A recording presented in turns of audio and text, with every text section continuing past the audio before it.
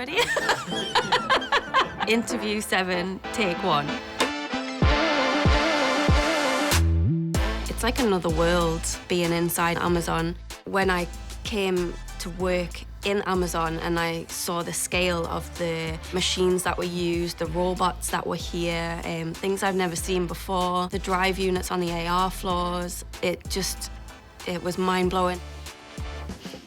It's just not the traditional engineering environment you would think of. It's stuff that you don't see everywhere because it's on a massive scale. We get to work on some fantastic technology you won't work on anywhere else in the world, and every day is a fresh challenge.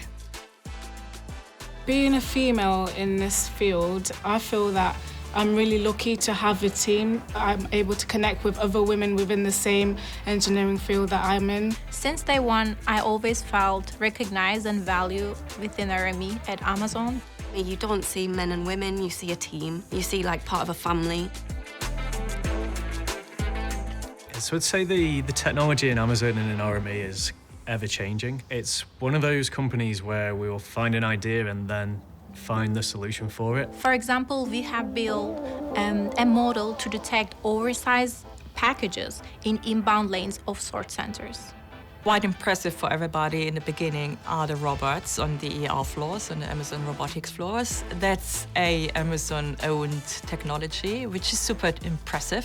I think we have so many different positions and so many unique tasks and scopes.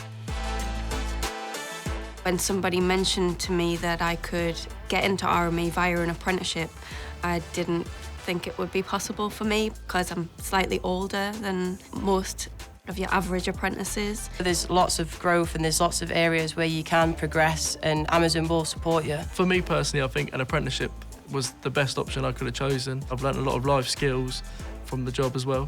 Really super proud of my team and the way that they develop.